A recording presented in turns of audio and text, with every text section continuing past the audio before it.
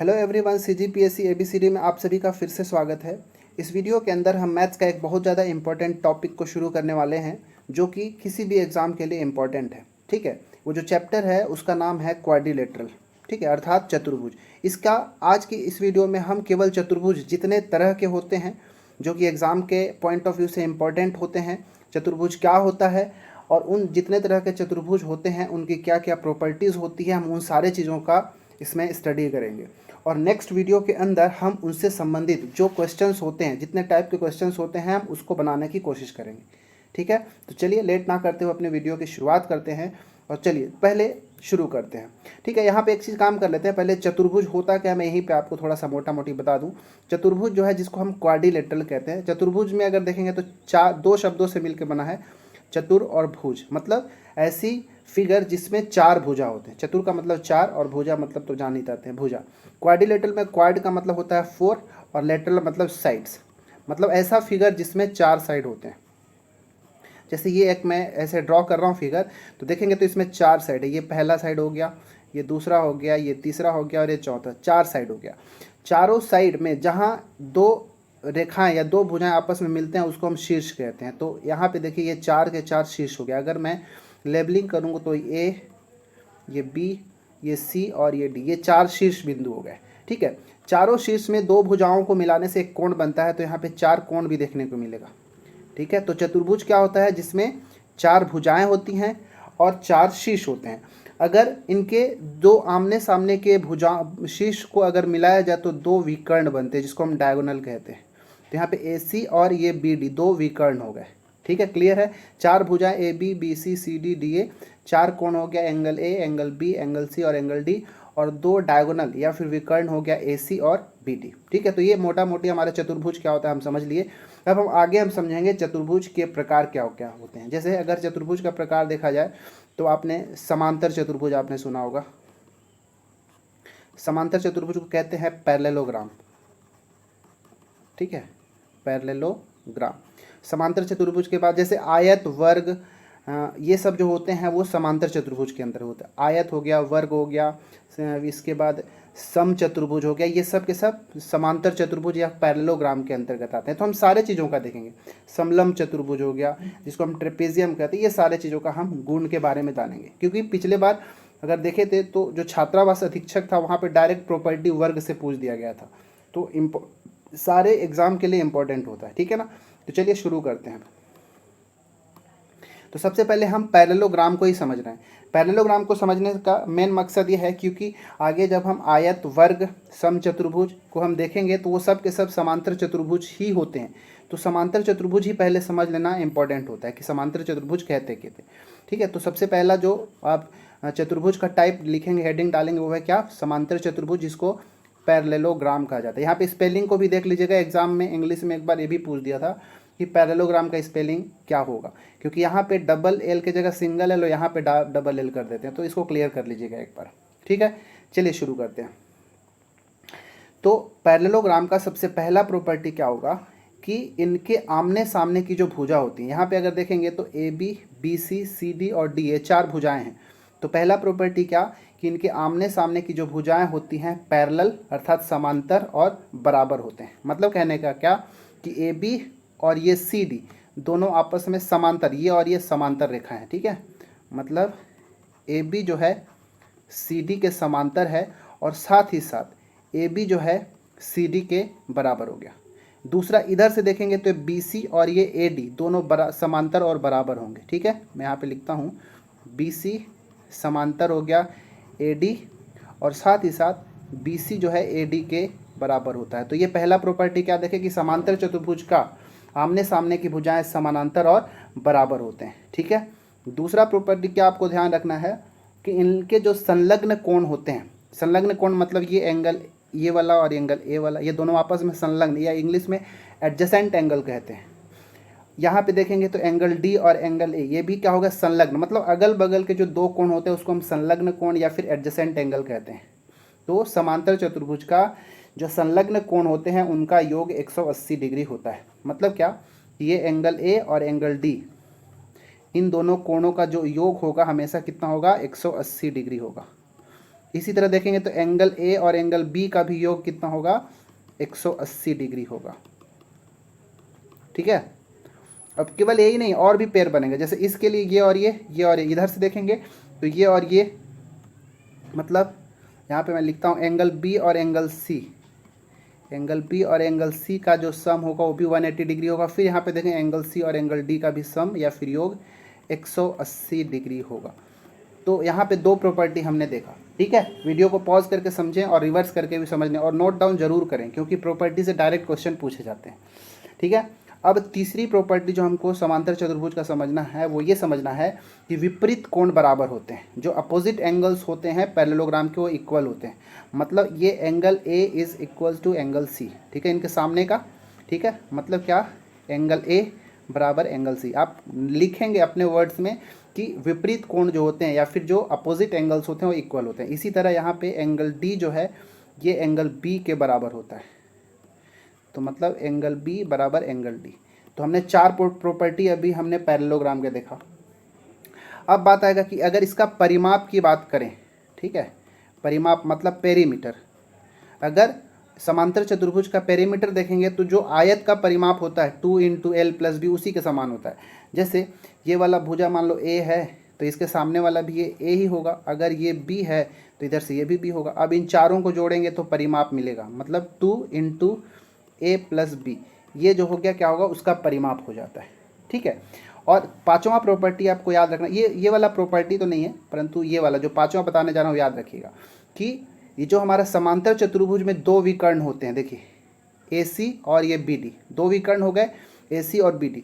देखिए कुछ ऐसे समांतर चतुर्भुज होंगे जैसे आयत और वर्ग। आयत और वर्ग में जो विकर्ण होंगे वो क्या होंगे, आपस में दोनों बराबर होंगे। परंतु यहाँ पे आप जब देखेंगे ये वाला समांतर चतुर्भुज और एक ठो सम चतुर्भुज देखेंगे तो उन दोनों में विकर्ण जो है या डायगोनल जो है बराबर नहीं होंगे। तो यहाँ पे हम क्या देखेंगे कि AC is not equal to BD, मतलब AC जो है ये BD के बराबर नहीं होगा। मतलब ये दोनों विकर्ण आपस में बराबर नहीं है। और सबसे ज़्यादा इंपॉर्टेंट क्या कि ये दोनों विकर्ण एक दूसरे को बराबर भाग में बांटते हैं। मतलब कहने का कि ये वाला और ये वाला बराबर में भाग के बट गया, क्योंकि यहाँ पे दोनों मिल रहे हैं और इधर से ये और ये बराबर। दोनों विकर्ण एक दूसरे को बराबर भागों में बांटते हैं, याद रखना है। जैसे इसको अगर हम लिखना चाहें तो जो भी मैं बोल रहा हूँ शब्द से लिखिए कि दोनों विकर्ण एक दूसरे को बराबर भाग में बांटते हैं। मतलब क्या कि OA, ये दो OA equal to OC and OB equal to OD, OB equal to OD, ये हो गया विकर्ण आपस में विभाजित करते हैं। ये हमने 5 प्रॉपर्टी देखा। अब छठवां प्रॉपर्टी हमको क्या याद रखना है यहाँ पे कि क्षेत्रफल देखिए कि क्या होता है। तो जो सम चतुर्भुज होता है, मतलब समांतर चतुर्भुज, याद रखिएगा पैरेललोग्राम। समांतर चतुर्भुज का जो क्षेत्रफल होता है, एरिया होता है, वो होता है आधार गुणा ऊंचाई। ठीक है, आधार गुणा ऊंचाई मतलब बेस इंटू हाइट। ठीक है, मतलब कहने का कि आप इस वाले फिगर को समझिए। सेम वैसी चतुर्भुज है ABCD है। यहाँ पर मान लेते हैं अगर ये वाला CD, C से लेके ये D तक, इसको अगर आधार मान लो, आधार B लिख देता हूँ, बेस। ठीक है, बेस B, आधार को B मान लिया। तो इससे जो लंबवत ये वाली रेखा होगी जिसको हम एल्टीट्यूड कहते हैं या शीर्ष लंब भी कहते हैं। देखिए A से हम शीर्ष लंब खींचे ना, तो ये जो हमको दिख रहा है ये ऊंचाई मान लेते हैं H। तो ये आधार और ये ऊंचाई, इन दोनों का जो गुणा होता है वो समांतर चतुर्भुज का क्षेत्रफल होता है। तो बेस इंटू हाइट होता है, याद रखिएगा। क्लियर है इतना? तो ये पूरा प्रॉपर्टी आप इसका स्क्रीनशॉट ले सकते हैं और जो मैंने बोला है उस चीज़ को भी आप समझ के वहाँ पे लिख सकते हैं। ये प्रॉपर्टी से एग्जाम में आता है और जब हम MCQ बनाएंगे तब बहुत ज़्यादा इंपॉर्टेंट होगा। ठीक है, एक बार थोड़ा सा मैं इसको इरेज करके थोड़ा फॉर्मूला जो क्षेत्रफल वाला उसको मैं एक बार फिर से आपको क्लियर करता हूँ। ठीक है, देखिए क्षेत्रफल वाले को मैं फिर से क्लियर कर रहा हूँ, तो इसको आप नोट डाउन करिएगा क्षेत्रफल का। यहाँ पे अगर और देखें तो ये भी देख सकते हैं कि जैसे ये और ये समांतर रेखा था, तो यहाँ पर ये वाला कोण जो होगा इसके बराबर होगा। ठीक है, एकांतर कोण। यहाँ से ये वाला कोण जो होगा इस कोण के बराबर होगा। इसी तरह अगर यहाँ से ये वाला कोण देखेंगे तो इसके बराबर होगा। ठीक है, और यहाँ से ये कोण देखेंगे तो इसके बराबर। तो ये सब समांतर कोण के अंदर आप लिख, मतलब समांतर रेखाओं का जो प्रॉपर्टी बताया था मैं पहले के वीडियोज़ में, वहाँ से आप क्लियर कर सकते हैं। अब क्षेत्रफल पे हमने क्या देखा कि आधार गुणे ऊंचाई मतलब बेस इंटू हाइट। अगर ये C से D तक हमने बेस लिया और ए से ई वाला अगर देखें तो हाइट, तो इसका क्षेत्रफल क्या हो गया। अच्छा ऐसा काम करता हूँ, इसको मैं B1 लिख लेता हूँ और इसको H1 लिख देता हूँ, ठीक है। तो यहाँ पे एक हाइट फॉर्मूला क्षेत्रफल का हो गया B1 इंटू H1। क्लियर है। देखिए जो बेस लिए हैं उसी से संबंधित हाइट को भी लेना पड़ेगा। तो अगर मैं ये वाले बेस को लिया C से D तक, तो इसके लिए हाइट ये वाला होगा। अगर मैं इसको बेस मान लूँ, ठीक है, अगर A से लेके C तक को अगर मैं बेस B2 मान लेता हूँ, B फॉर बेस B2, और इसके लिए हाइट हमारा ये FD हो जाएगा, तो इसको हाइट को मैं H2 ले लेता हूँ। तब इसके लिए क्षेत्रफल क्या होगा भाई, तो इसके लिए क्षेत्रफल हो जाएगा B2 N2 H2। मतलब यहाँ पे आपको समझ में आ रहा है ना कि कोई भी बेस हो और कोई भी उससे संबंधित हाइट हो, अगर क्षेत्रफल निकालेंगे तो उस समांतर चतुर्भुज का क्षेत्रफल सेम ही मिलेगा। तो आपको एक चीज़ और यहाँ पे याद कर लेना है, क्या कि दोनों बेस से संबंधित हाइट और बेस, उन दोनों का गुणा जो होगा बराबर होगा। दूसरा बेस और दूसरा हाइट लेता हूँ तब, तो ये दोनों केस में होगा। अब क्वेश्चन यहाँ पे आपसे पूछ देता है कई बार से, क्षेत्रफल एक बेस एक हाइट दे देगा और इधर से आपको हाइट दे देगा, बोल देगा कि दूसरा बेस क्या होगा। तो ये वाला चीज़ आपको याद रखना है, यहाँ से क्वेश्चन बनाया जाता है, ठीक है। तो ये बहुत ज़्यादा इंपॉर्टेंट है, आपको याद रखना है। अब आगे मैं एक चीज़ और बताने जाने वाला हूँ, क्या कि समांतर चतुर्भुज का एक और क्षेत्रफल कैसे पूछा जाता है उसको देखिएगा। कैसे, जैसे अगर आपको ऐसा बोल दें, मैं यहाँ पे एक समांतर चतुर्भुज ड्रॉ कर रहा हूँ, ठीक है। यहाँ से एक मैं पहला विकर्ण खींचा ऐसे, यहाँ से एक विकर्ण जो है ऐसे है, और यहाँ से ये दूसरा विकर्ण ऐसे, मतलब पूरा विकर्ण तो नहीं है, ये यहाँ से लंब खींचा गया। क्लियर है। यहाँ से इसको, अच्छा मैं नाम लिखता हूँ ABCD, ठीक है। तो यहाँ पे एक विकर्ण देखो BD, जो बड़ा वाला विकर्ण मिला, और यहाँ पे कंप्लीट A से C तक का विकर्ण नहीं है, यहाँ से ये और यहाँ से A। चलिए यहाँ से B से जो D है ना, B से D, इसको मैं लिख देता हूँ, इसका विकर्ण D1 है, ठीक है, ठीक है D1, या फिर हाँ ठीक है D1 लिख देते हैं, या फिर एक काम करो बस D लिख के छोड़ देते हैं। B से D तक का जो विकर्ण है उसका लंबाई D है। यहाँ से इसको ये D1 मान लेता हूँ, और ये जो दिख रहा है इसको मैं D2 मान लेता हूँ। क्लियर है। अब आपको इसका क्षेत्रफल पूछ रहा है, तो क्या बताएंगे, तब इसका जो क्षेत्रफल होगा वो होगा क्या, 1/2, ठीक है। अच्छा यहाँ पे देखिए, यहाँ पे दो त्रिभुज है, अगर त्रिभुज का क्षेत्रफल आपको याद है तो एक बार याद करिए, त्रिभुज का क्षेत्रफल क्या होता है, 1/2 आधार गुना ऊंचाई। क्लियर है। तो यहाँ पे एक बड़ा त्रिभुज ये दिख रहा है, तो इस त्रिभुज का क्षेत्रफल कितना आएगा, इस ये दोनों त्रिभुज का क्षेत्रफल का योग करके ही हम इस पूरे बड़े चतुर्भुज या फिर समांतर चतुर्भुज का क्षेत्रफल निकाल सकते हैं। तो मैं ये वाले त्रिभुज का क्षेत्रफल निकालता हूँ, हाफ इंटू बेस, बेस क्या होगा ये देखिए BD, इसको मैं बेस लिया हूँ D, और हाइट इसके लिए ये वाला D1 हो जाएगा। तो ये पहला त्रिभुज का हो गया। इसी तरह अगर दूसरे त्रिभुज में जाएंगे, ठीक है, और फिर दोनों त्रिभुज का क्षेत्रफल को मैं जोड़ रहा हूँ इसलिए मैं +D लिखा हूँ।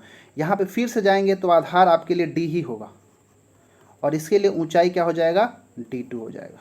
अब यहाँ पे देखेंगे ध्यान से, तो समांतर चतुर्भुज का क्षेत्रफल क्या होगा, यहाँ पे 1/2 और D ये कॉमन है, और यहाँ पे बच गया क्या, D1 + D2। तो ये हमारा एक दूसरा फॉर्मूला हो गया क्षेत्रफल का। क्लियर है इतना। तो ये हमारा क्षेत्रफल हो गया समांतर चतुर्भुज का, हाफ इंटू D जो बड़ा वाला विकर्ण था, और D1 + D2 ये दोनों को मिला के एक विकर्ण बना दिए। तो ये पूरी तरीके से हमारा समांतर चतुर्भुज का क्षेत्रफल हो गया। अगर आप इतना समझ में आ गए होंगे तो आपको बहुत सारा चीज़, और एक चीज़ तो और समझ में आता ही होगा कि जो समांतर मतलब कोई भी चतुर्भुज है, ठीक है, कोई भी चतुर्भुज आप नोट करके लिख सकते हैं। जैसे ABCD एक चतुर्भुज है, तो चतुर्भुज में 4 कोण होते हैं, तो चतुर्भुज के चारों आंतरिक कोणों का योग 360 डिग्री होता है। जैसे त्रिभुज के तीनों आंतरिक कोणों का योग 180 होता था, इसी तरह जो कोई भी चतुर्भुज है उसको चारों कोणों का योग 360 होता है। मतलब angle A + angle B + angle C + angle D बराबर 360 डिग्री। मतलब इसको angle sum property of a quadrilateral कहा जाता है। ठीक है, तो याद रखिएगा इसको। अब हम बढ़ते हैं आगे। समांतर चतुर्भुज हमने अच्छे से जान लिया। अगर इसको जान लिया तो हमको बाकी आगे को समझना आसान हो जाएगा। ठीक है, चलिए अब हम आगे देखते हैं आयत के बारे में। ठीक है, देखिए आयत पे सबसे पहले आप लिखेंगे क्या कि आयत भी एक तरह का समांतर चतुर्भुज होता है। ठीक है, आयत एक समांतर चतुर्भुज होता है, एक तरह का पैरेललोग्राम होता है सबसे पहला।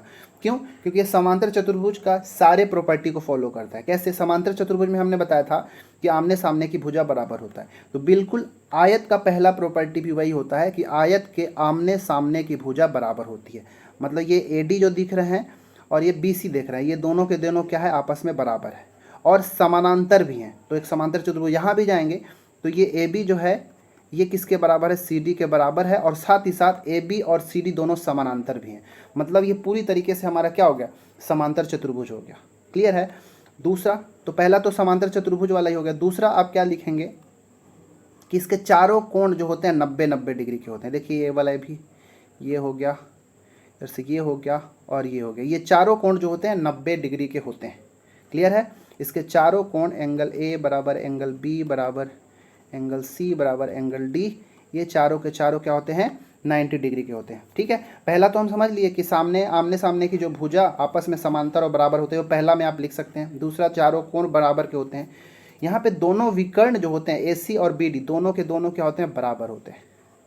ठीक है। दोनों के दोनों विकर्ण क्या है, ए सी और बी डी आपस में कैसे हैं, बराबर होते हैं। साथ ही साथ दोनों विकर्ण एक दूसरे को बराबर भाग में बांटते हैं। मतलब ये इसके बराबर, ये इसके बराबर, आप इसी के अंदर आप उसको भी लिख सकते हैं। दोनों विकर्ण आपस में एक दूसरे को बराबर भाग में बांटते हैं। ठीक है। चौथा प्रॉपर्टी लिखेंगे क्या, इसका परिमाप। जैसे कि आप वहाँ पे क्या देखे थे, समांतर चतुर्भुज में देखा कि आमने सामने का कोण बराबर होता है, एंगल बी और एंगल डी देखे थे। तो यहाँ भी तो 90-90 बराबर ही हो गया, ये भी बराबर ही हो गया। चारों कोणों का योग 360 होता है। ये सब के सब क्लियर होना चाहिए आपको। अब क्या, इसका परिमाप देख लीजिए। ठीक है। परिमाप तो पहले अगर ये वाला लंबाई ए है तो ये वाला भी लंबाई ए होगा, अगर ये बी है तो इसको भी बी लेना पड़ेगा। तो परिमाप कैसे निकलेगा, 2 इंटू ए प्लस बी। 2 इंटू लंबाई प्लस चौड़ाई भी कहा जाता है, तो आपको याद ही होगा परिमाप जो होता है आयत का क्या होता है। और क्षेत्रफल क्या होता है भाई, आयत का क्षेत्रफल होता है लंबाई गुना चौड़ाई। ठीक है। एल इंटू बी, यहाँ पे देखेंगे तो ए इंटू बी हो जाएगा। क्लियर है। देखिए समांतर चतुर्भुज का क्षेत्र हमने क्या देखा था, आधार गुना ऊंचाई। तो अगर ये वाला आधार लिया जाए ए, तो ये ए बी जो दिख रहे हैं यही ऊंचाई है, क्योंकि ये लंबवत है। क्लियर है। इसीलिए आयत का क्षेत्रफल को हम लंबाई गुना चौड़ाई लिखते हैं, ना कि आधार गुना ऊंचाई। क्लियर है। तो ये पूरा इतना ही फॉर्मूला आपको याद रखना है आयत के बारे में। और आयत एक तरह का समांतर चतुर्भुज है, पैरेललोग्राम है, इसको आप नोट करके लिखिएगा। तो ये पूरा प्रॉपर्टी याद रखना है। क्लियर है। अब हम चलिए वर्ग के बारे में जानते हैं। ठीक है। वर्ग यानी कि स्क्वायर, ये भी एक तरह का समांतर चतुर्भुज है। ठीक है। वर्ग भी एक तरह का समांतर चतुर्भुज है जिसके आमने सामने की भुजा बराबर और समानांतर होती है। मतलब क्या कि ए बी पैरेलल टू हो गया सी डी, ए बी और सी डी पैरेलल हो गया, साथ ही साथ ए बी और सी डी भी बराबर हो गया। इस तरह अगर देखेंगे तो ये बी सी और ए डी पैरेलल और समानांतर होंगे। ठीक है। ये पहला प्रॉपर्टी हो गया। तो ये तो पूरा प्रॉपर्टी समांतर चतुर्भुज का ही हो गया। दूसरा कोण क्या, दूसरा क्या कि ये चारों कोण क्या होते हैं, आपस में 90 डिग्री होते हैं। अब जब भी मैं बोलता हूँ कि वर्ग और आयत समांतर चतुर्भुज है, तो समांतर चतुर्भुज के सारे प्रॉपर्टीज़ को इसमें लगा देना है। बस अंतर क्या होगा कि यहाँ पे दोनों विकर्ण आयत और वर्ग में बराबर हो जाते हैं, बाकी समांतर चतुर्भुज में वो बराबर नहीं होते। ठीक है। चारों कोण 90 हो गया, मतलब एंगल ए बराबर एंगल बी बराबर एंगल सी बराबर एंगल डी बराबर हो गया 90 डिग्री। क्लियर है। तीसरा क्या कि दोनों विकर्ण बराबर होते हैं। आप लिख लेंगे क्या कि ए सी बराबर हो गया बी डी। ये दोनों के दोनों जो विकर्ण हैं या डायगोनल जो है आपस में बराबर होते हैं। चौथा क्या कि ये दोनों डायगोनल एक दूसरे को बराबर भाग में 90 डिग्री पे काटते हैं। मतलब दोनों जो डायगोनल्स होते हैं एक दूसरे का परपेंडिकुलर बाइसेक्टर होते हैं, लंब समद्विभाजक होते हैं। मतलब यहाँ पे ये वाला कोण, ये कोण 90 हो गया, ये और ये चारों जो सेंटर पे एंगल बन रहे हैं वो 90 डिग्री का होते हैं। क्लियर है। तो आप लिखिए कि जो दोनों विकर्ण होते हैं, जैसे ए सी और ये ए सी हो गया और बी डी, ये दोनों एक दूसरे का लंब समद्विभाजक होते हैं। ठीक है। लंब समद्विभाजक होते हैं। मतलब क्या कि एक दूसरे को 90 डिग्री पे काटते हैं। ठीक है। याद रखिएगा, एक दूसरे को 90 डिग्री पर काटते हैं, इसलिए इसको हम लंब समद्विभाजक कहते हैं। दोनों विकर्णों की लंबाई भी आपस में बराबर होते हैं। ठीक है। याद रहेगा। ये आप नोट करके लिखेंगे क्या कि वर्ग के दोनों विकर्ण एक दूसरे के लंब समद्विभाजक होते हैं, अर्थात एक दूसरे को 90 डिग्री के एंगल पे काटते हैं। अब देखिए उसका यूज है क्षेत्रफल में मैं बताऊंगा क्या। पांचवा क्या, इसका परिमाप। परिमाप देखेंगे तो क्या होगा, इसके चारों भुजाएं क्या होगा, इसके चारों भुजाएं को अगर ए ए ए और ए मान लूँ तो आप आसानी से बता सकते हैं कि इसका क्या होगा। तो चारों भुजाओं को जोड़ दीजिए, तो 4 × a 4a, मतलब चारों भुजाओं को जोड़ देंगे या फिर 4 का एक भुजा के साथ गुणा करेंगे तो आपको परिमाप या पेरीमीटर मिल जाएगा। ठीक है। क्षेत्रफल छठवां, इसका एरिया। क्षेत्रफल देखेंगे तो आयत की क्षेत्रफल लंबाई गुना चौड़ाई होता है, तो यहाँ लंबाई भी a है और चौड़ाई भी है, तो इन दोनों का बस गुणा कर देंगे तो काम बन जाएगा। मतलब क्षेत्रफल होगा भुजा का स्क्वायर, a का स्क्वायर। एक चीज़ मैं आयत में छूट गया, वो था अगर मान लो ये दोनों भुजा दिया हो, ये और ये भुजा, तब विकर्ण कितना होगा। तो आयत वाले में अगर विकर्ण जाएंगे तो याद रखिएगा वहाँ पे लंबाई का स्क्वायर प्लस चौड़ाई का स्क्वायर जोड़ के उसका वर्गमूल निकाल देंगे तो आयत का मतलब रेक्टेंगल, इसी को आयत कहते हैं, उसका विकर्ण निकल जाएगा। सिमिलरली वर्ग के अंदर अगर विकर्ण निकालना हो तो आप दो, इसका भुजा a और a है, मतलब क्या a square plus a square कर देंगे। मतलब इसको मैं यहाँ पे लिखता हूँ, ठीक है। उसके बाद आप यहाँ पे नोट डाउन कर लेंगे क्या कि जो विकर्ण होगा, अच्छा ये वाले को ही लिख देता हूँ, ये विकर्ण आप AC दिख रहे हैं, विकर्ण हो जाएगा √, यहाँ से ऐसे काटता हूँ, 2a स्क्वायर। ठीक है। a स्क्वायर का वर्गमूल निकालेंगे तो हमारा a बचेगा और √2, ये विकर्ण का लंबाई हो गया, किसका, वर्ग का। आयत का मैंने पीछे बता दिया। तो ये पूरा प्रॉपर्टी जो है स्क्वायर या फिर वर्ग का हुआ, जो कि समांतर चतुर्भुज से बहुत ज़्यादा मिलता जुलता है। ठीक है। एक क्षेत्रफल का फॉर्मूला याद रखिएगा, और यहाँ पे तो एक क्षेत्रफल हो गया भुजा का स्क्वायर या फिर a × a। अगर मान लीजिए ये पहला विकर्ण d1 है और इधर से ये दूसरा विकर्ण क्या है, d2 है, अगर दोनों विकर्ण बस दिया हो तब क्षेत्रफल क्या होगा। तो विकर्ण अगर दिया हो तब एरिया का फॉर्मूला जो होता है 1/2 d1 × d2, मतलब पहला डायगोनल इंटू दूसरा डायगोनल। तो इस वाले क्षेत्रफल का भी फॉर्मूला को एक जगह लिखें, 1/2 × d1 × d2, ये हमारा वर्ग का क्षेत्रफल हो गया अगर दोनों डायगोनल दिया हो तब। क्लियर है। तो हमने अभी तक समांतर चतुर्भुज के अंतर्गत आयत वर्ग को देखा। अब हम सम चतुर्भुज को देखते हैं, जिसको हम कहते हैं रोम्बस। क्लियर है। चलिए अब हम सम चतुर्भुज के बारे में जानेंगे। सम चतुर्भुज को इंग्लिश में रोम्बस कहते हैं। रोम्बस भी एक तरह का क्या है, समांतर चतुर्भुज है। ठीक है। आपसे एग्जाम में पूछा जा सकता है कि निम्नलिखित में से कौन कौन सा जो चतुर्भुज है वो क्या है, समांतर चतुर्भुज में होता है। तो एक तो समांतर चतुर्भुज पैरेललोग्राम हो गया, फिर हमने देखा आयत, फिर देखा वर्ग, और अब हम देख रहे हैं सम चतुर्भुज, जिसको हम कहते हैं रोम्बस। ये भी क्या एक तरह का समांतर चतुर्भुज होता है। अब समांतर चतुर्भुज है तो उसके सारे प्रॉपर्टीज लागू होगा यहाँ पे, कि आमने सामने की भुजा बराबर और समानांतर होता है। मतलब क्या कि आमने सामने की भुजा जो है AD, ये देखिए AD और BC ये समांतर हो गया, साथ ही साथ AD और BC एक दूसरे के बराबर भी होते हैं। सिमिलरली CD और AB जो हो गया एक दूसरे के पैरेलल हो गया, साथ ही साथ CD और AB एक दूसरे के बराबर भी हो गया। ये पहला प्रॉपर्टी जो कि बिल्कुल समांतर चतुर्भुज के तरह है। फिर बोला था उसमें क्या कि आमने सामने के कोण बराबर होते हैं, तो बिल्कुल इसमें भी आमने सामने के कोण बराबर, सेम टू सेम पूरा प्रॉपर्टी आप इसके अंतर्गत भी मान लेंगे। ठीक है। मैं वो सबको अब नहीं बता रहा हूँ। ठीक है।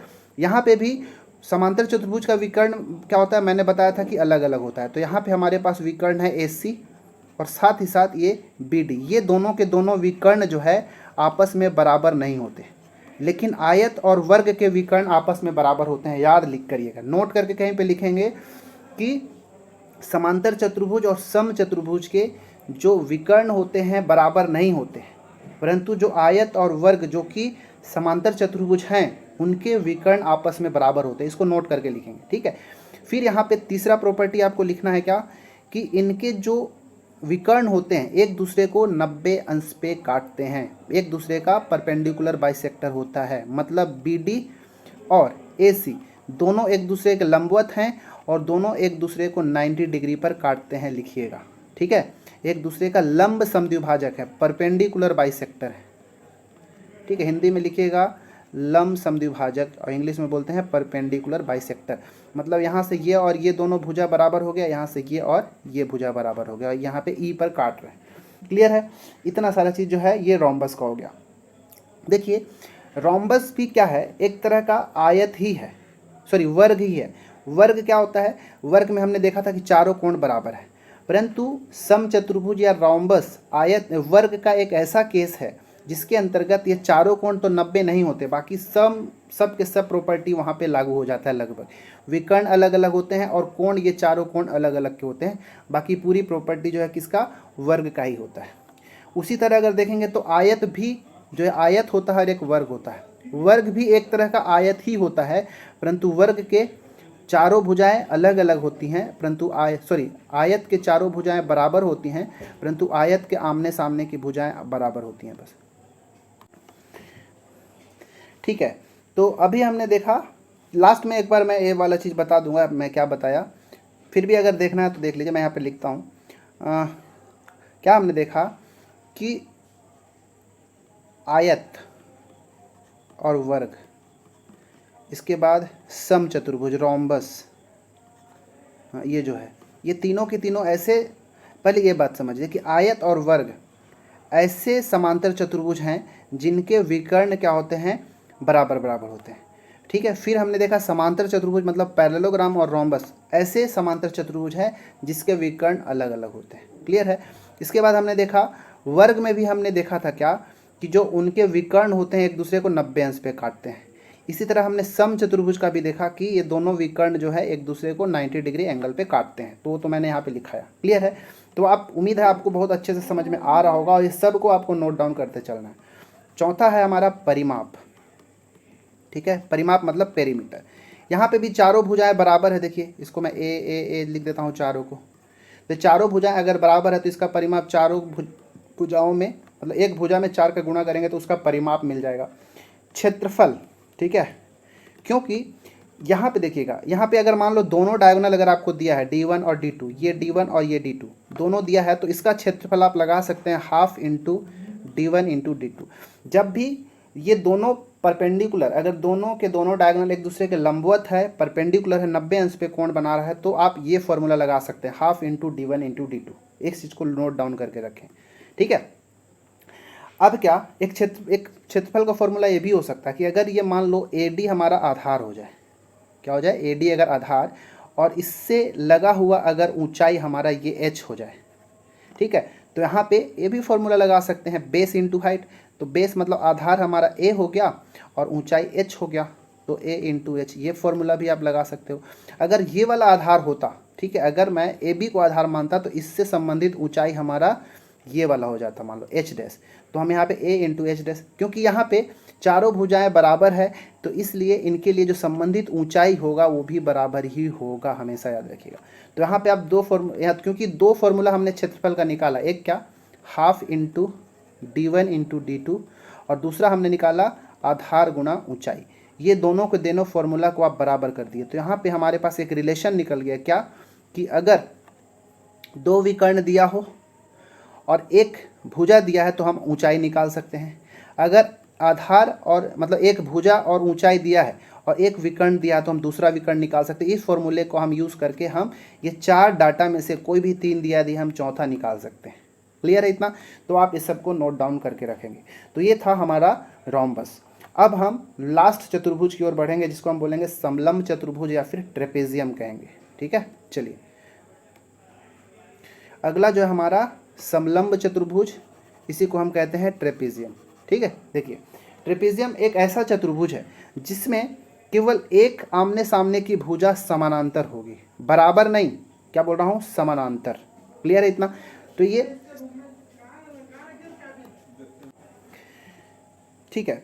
तो ये समलंब चतुर्भुज क्या होता है, जिसको हम ट्रेपेजियम कहते हैं, एक ऐसा होता है जिसके आमने सामने एक केवल एक भुजा, मतलब एक समांतर भुजा ही केवल होती है। जैसे यहाँ पे देखेंगे तो ये AB और यहाँ से ये DC, केवल ये दोनों ही समानांतर हैं। इसके अंदर देखेंगे तो ये DC और यहाँ पे ये AB, ये दोनों ही समांतर होंगे, एक जोड़ी समांतर भुजाएं पाई जाती है, तो किसके अंतर्गत होगा, समलंब चतुर्भुज कहलाएगा। और समलंब चतुर्भुज एक समांतर चतुर्भुज होगा क्या, तो नहीं होगा।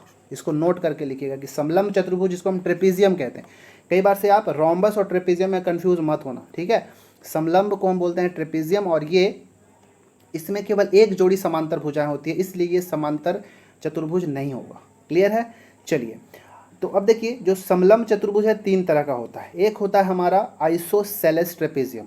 आइसोसेलेस मतलब जिसमें दो भुजाएं बराबर होगी। जैसे यहाँ पे अगर आप देखें AD और यहाँ से ये BC, ये दोनों के दोनों भुजाएं क्या है, बराबर है, लेकिन ये दोनों भुजाएं क्या समानांतर नहीं है। क्लियर है। यहाँ पे AB, यहाँ पे मैं लिख देता हूँ AB और DC समांतर तो हैं, लेकिन AB और DC बराबर नहीं है, पहला चीज़। दूसरा देखेंगे कि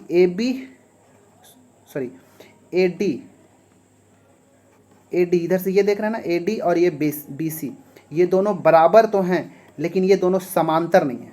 ठीक है, तो ऐसे क्यों हम क्या कहते हैं, समलंब चतुर्भुज कहते हैं। और क्योंकि दो भुजा बराबर है इसलिए हम इसको कहते हैं आइसोसेलेस ट्रेपेजियम। ठीक है, समद्विबाहु समलंब चतुर्भुज। समद्विबाहु मतलब ये दो भुजा बराबर और समलंब चतुर्भुज। क्लियर है, ये पहला। दूसरा होता है राइट ट्रेपेजियम। दूसरा क्या बोला मैं, राइट ट्रेपेजियम। राइट एंगल किसको कहते थे, तो जिसमें एक 90 अंश का कोण है। यहाँ पे अगर देखेंगे तो इस ट्रेपेजियम के अंतर्गत यहाँ पे DC, मैं यहाँ पे लिख देता हूँ DC और AB ये दोनों समांतर तो हैं, लेकिन DC और AB क्या है, बराबर नहीं है। और यहाँ पर ये और ये भी बराबर नहीं है, अलग अलग है। क्लियर है, मतलब यहाँ पे अगर देखेंगे तो ये और ये तो बराबर हो सकते हैं, नो डाउट, परंतु ये और ये अलग है, ये और ये समांतर है लेकिन बराबर नहीं है।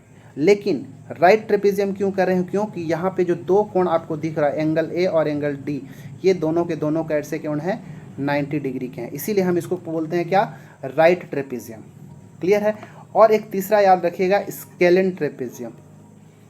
स्केलेन मतलब इसको बोलते हैं विषम बाहु समलंब चतुर्भुज। आप उसको हिंदी में लिख लेंगे, ये विषम बाहु समलंब चतुर्भुज, ये समकोण समलंब चतुर्भुज या समलंब चतुर्भुज लिख दीजिए। और ये वाला जो था इसको हम कहेंगे समद्विबाहु समलंब चतुर्भुज। स्केलिन के अंदर क्या होगा, एक ऐसा ट्रेपेजियम जिसके तीनों के तीनों कोण मतलब तीनों के तीनों भुजाएं अलग अलग होंगी।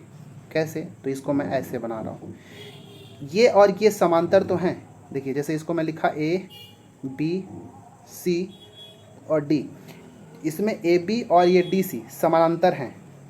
ठीक है, AB और DC समानांतर हैं बस, बाकी ये सब कोई भी समान, केवल एक जोड़ी ही समांतर रेखा है, बाकी ये अलग लंबाई का है, ये अलग लंबाई का है, ये अलग लंबाई का और ये अलग अलग लंबाई का। चारों की चारों भुजाएं अलग अलग लंबाई की हैं, इसीलिए हम इसको विषम बाहु समलंब चतुर्भुज कहते हैं। ठीक है, तो ये था इनके बारे में इम्पॉर्टेंट चीज़। अब याद क्या रखना है समलंब चतुर्भुज में, इन सबको मैं एक बार इरेज कर देता हूँ। ठीक है, अब इसके बाद बताता हूँ। तो 3 तरह का हमने समलंब चतुर्भुज देखा। तो अब क्या देखा कि एक जोड़ी बस समांतर रेखाएं होंगी। तो अगर मैं इस वाले को एक्सप्लेन करूं तो देखिए यहाँ पे ये AB और DC क्या है, एक दूसरे के समानांतर है। क्लियर है, क्या बोला कि AB और DC एक दूसरे के समानांतर रेखा है। क्लियर है। और क्या हमने देखा, एक चीज़ और अब याद रखिएगा कि इनके जो संलग्न कोण होंगे केवल ही, जैसे ये एंगल A और ये एंगल D, इन दोनों कोणों का योग 180 होगा। ठीक है, क्योंकि अगर आप रेखा अच्छे से पढ़े होंगे तो आपको क्लियर होगा, क्या क्लियर होगा कि अगर कोई दो समांतर रेखा हैं और तीसरी रेखा ऐसे काट दे तो यहाँ से ये और ये कोणों का योग 180 होता है। यहाँ पे देखिए AB और DC समांतर है, AD उसको काट दिया तो यहाँ पे ये वाला कोण और ये वाला कोण का योग 180 होगा। इसी तरह यहाँ पर angle B plus angle C, इन दोनों का योग 180 होगा। अब एक सॉरी स्टूडेंट्स, बीच बीच में बहुत इंटरप्शन हो रहा है, बीच बीच में कोई ना कोई आके डोर खटखटा दे रहा है, तो उसकी वजह से थोड़ा सा प्रॉब्लम हो जा रहा है। चलिए फिर वीडियो ज़्यादा लेंदी भी नहीं करना है, चलिए शुरू करते हैं। ट्रेपेजियम समलंब चतुर्भुज, तो इसमें हमने क्या देखा कि एक जोड़ी जो भुजा होती है समांतर होता है, तो हमने समानांतर बना दिया। दूसरा क्या कि जो एंगल A और एंगल D ये दोनों का जो सम 180 हो गया योग, यहाँ पे एंगल B और एंगल C इन दोनों का योग क्या हो गया, 180 डिग्री हो गया। तो ये था बेसिक इन्फॉर्मेशन, मतलब इनसे संबंधित प्रॉपर्टी। अब इनका अगर परिमाप पूछ देगा, अगर मान लो परिमाप तभी पूछा जाता है जब इनकी चारों भुजाएं पता हो और जोड़ दिया जाएगा। क्लियर है, तो यहाँ पे इंपॉर्टेंट याद रखना है क्षेत्रफल, एरिया याद रखना है। ठीक है, तो एरिया के लिए देखिए ये जो समांतर भुजाएं हैं, ये AB को A मान लिया और जो यहाँ से DC आपको दिख रहा है ये DC, इसको हमने B मान लिया, और इन दोनों के बीच का जो ऊंचाई है, हाइट है, उसको हमने H ले लिया। ठीक है, अब इसका क्षेत्रफल क्या याद रखना है कि हाफ इंटू समांतर भुजाओं का योग, यहाँ पे लिख देता हूँ मैं समांतर भुजाओं का योग और गुणा ऊंचाई। ये फॉर्मूला को याद रखिएगा। 1/2 समांतर भुजाओं का योग, मतलब ए और ये पूरा बी और इंटू ऊंचाई। तो फॉर्मूला हमारा बन जाएगा 1/2 समांतर भुजाओं का योग, मतलब ए इंटू बी, और ऊंचाई कितना है h। तो ये हो गया हमारा समलंब चतुर्भुज का क्षेत्रफल का फॉर्मूला। ठीक है, तो ये आज के वीडियो में हमने देखा कि चतुर्भुज क्या होता है, चतुर्भुज कितने प्रकार के होते हैं, उनका कोण मतलब उनका जो प्रॉपर्टीज़ होता है, जो गुण धर्म क्या क्या होता है, ये सारे चीज़, क्षेत्रफल कैसे निकालेंगे, परिमाप कैसे निकालेंगे, सारा चीज़ को मैंने बताया। तो ये वीडियो में बस इतना ही।